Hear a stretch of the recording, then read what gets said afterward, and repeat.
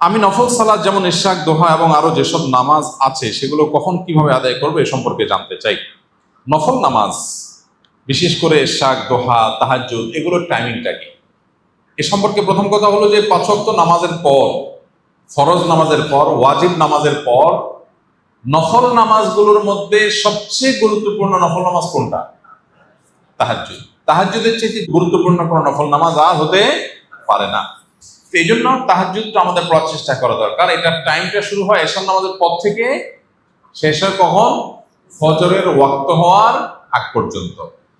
এই জন্য আমাদের কাজ হবে ভোর রাতে উঠে তাহাজ্জুদ পড়া, সেটা সবচেয়ে উত্তম। সে যদি না পারেন তো অন্তত তাহাজ্জুদের নিয়তে, কিয়ামুল লাইলের নিয়তে রাতে শোয়ার আগে 2 রাকাত 4 রাকাত নামাজ পড়লেও সেটা তাহাজ্জুদের মধ্যে গণ্য হবে। যদিও তাহাজ্জুদের সবচেয়ে ভ্যালুয়েবল টাইম হলো ভোর রাত। আর তাহাজ্জুদের পর দ্বিতীয় সর্বোচ্চ গুরুত্বপূর্ণ নফল নামাজ হলো চাষতের নামাজ, সালাতুদ দুহা যেটাকে বলা হয়। নবী করিম সাল্লাল্লাহু আলাইহি সাল্লাম বেশ অনেক সাহাবীকে ওসিয়ত করেছেন তারা যেন সালাতুদ দুহা আদায় করেন। এটার টাইমিংটা কখন? এটার টাইমিংটা হলো সূর্য যখন বাঁশ গাছ যতটা উচ্চতা হয় এই টাইপের উচ্চতে উঠে যায়, আনুমানিক সকাল 9টা, 8টা, 9টা। 8টা 9টা অবশ্য এক এক সিজনে 8টা 9টা, যেমন এই সময়টাতে, গরমের সময়টাতে বাংলাদেশে 8টা 9টা মানে সূর্য তেতে যায়। সূর্য যখন তেতে যায়, সূর্যের আলো যখন মাটিতে পড়বে, মাটি যখন একটু তেতে যায়, তেতে যাওয়া শুরু হয়, তখন সালাতুদ দুহা বা চাষতের নামাজের ওয়াক্ত শুরু হয়।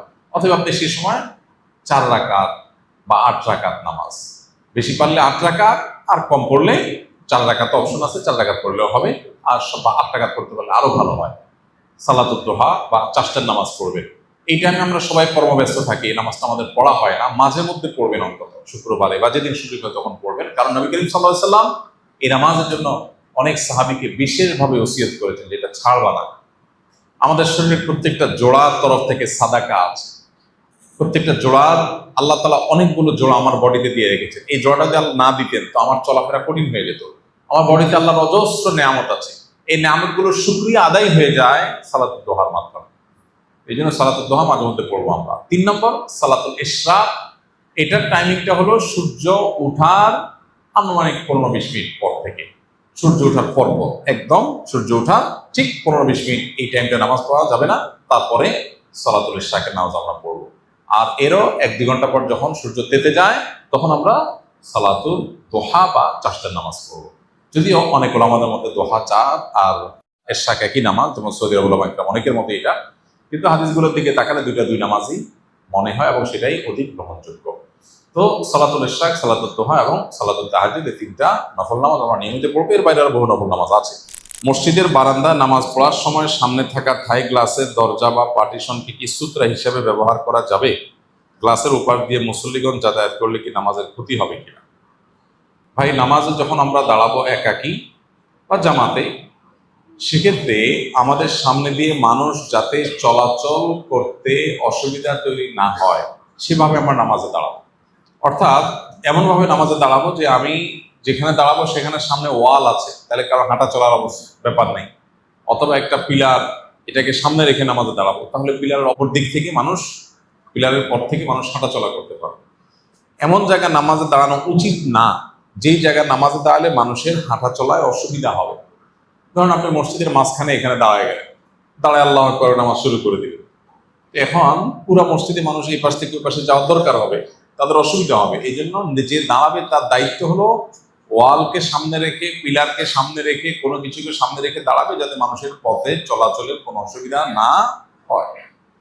এই জন্যই নবী আলাইহিস সালাম আমাদেরকে, যদি ওয়াল বা পিলার সামনে নিয়ে দাঁড়াবার মতো পরিবেশ পরিস্থিতি না থাকে, সবসময় ওয়ালের সামনে যে পাওয়া যায় না, মসজিদে অনেক মানুষ, তাহলে সেক্ষেত্রে সামনে কিছু একটা দিয়ে, সূত্রা বলে যেটাকে, 1 হাত বা তার চেয়ে একটু বড় লাঠি, এটা দিয়ে তারপর নামাজ পড়তে বলেছে। তো আমরা লাঠি বা এই জাতীয় কোনো কিছু দিয়ে নামাজ পড়বো, যাতে করে ওইটার বাহিরের সাইডে দিয়ে মানুষ চলাচল করতে পারে এবং নামাজের মনোযোগ যাতে নষ্ট না হয়। নামাজি ব্যক্তির সামনে দিয়ে হাঁটা চলা নিষিদ্ধ। যারা হাঁটা চলা করবে তারা গুনাহগার হবে। তো যাতে অন্য কেউ আমার কারণে গুনাহগার না হয় সেটা আমাকে খেয়াল রাখতে হবে।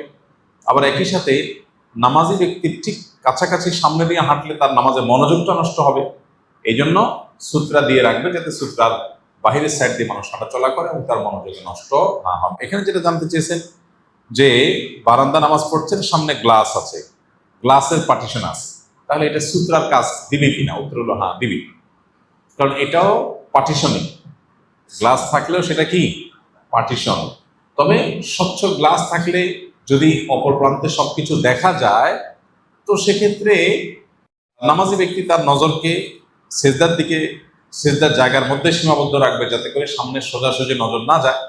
আর গ্লাসের অপর সাইড দিয়ে যদি কেউ হাঁটাচলা করেও, তাতেও সুতরা দিয়ে নামাজ পড়ার বিধান আদায় হয়ে যাবে, হাঁটাচলা করা ব্যক্তির গুনাহ হবে না, আর যে নামাজ পড়ে তারও গুনাহ হবে না। তারপরেও যেহেতু স্বচ্ছ গ্লাস থাকলে দেখা যায় একদম সরাসরি, যিনি হাঁটাচলা করছেন তিনি কেয়ারফুলি হাঁটবেন, যাতে করে তার সামনে গিয়ে এমন কিছু না করেন তার মনোযোগ নষ্ট হয়।